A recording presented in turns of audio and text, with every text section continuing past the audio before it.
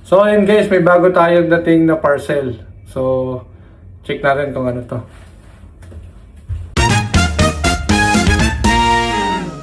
Tara.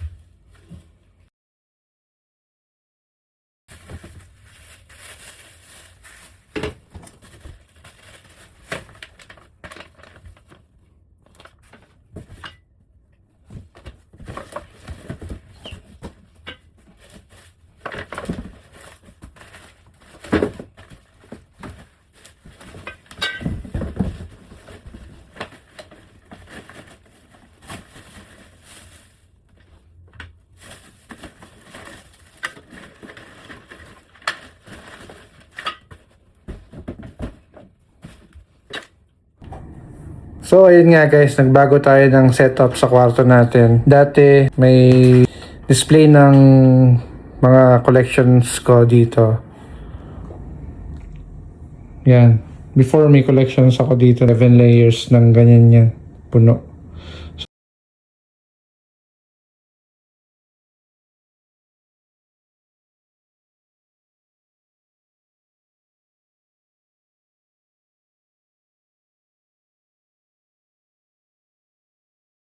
So since hindi na nga kasya yung mga collections ko hanggang taas.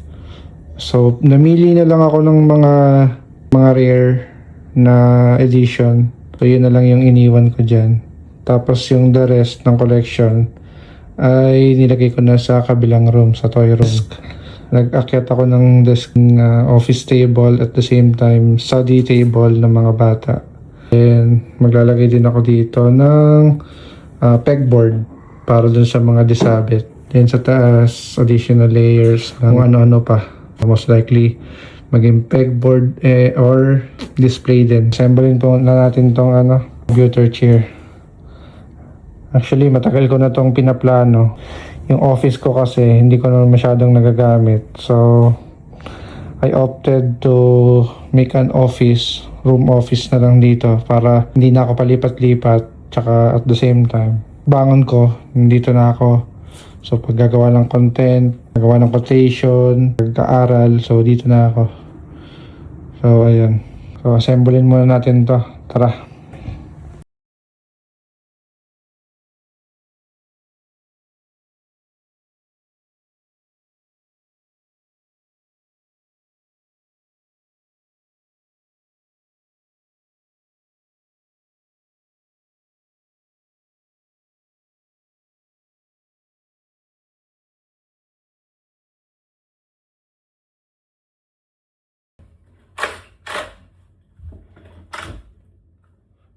Sarap.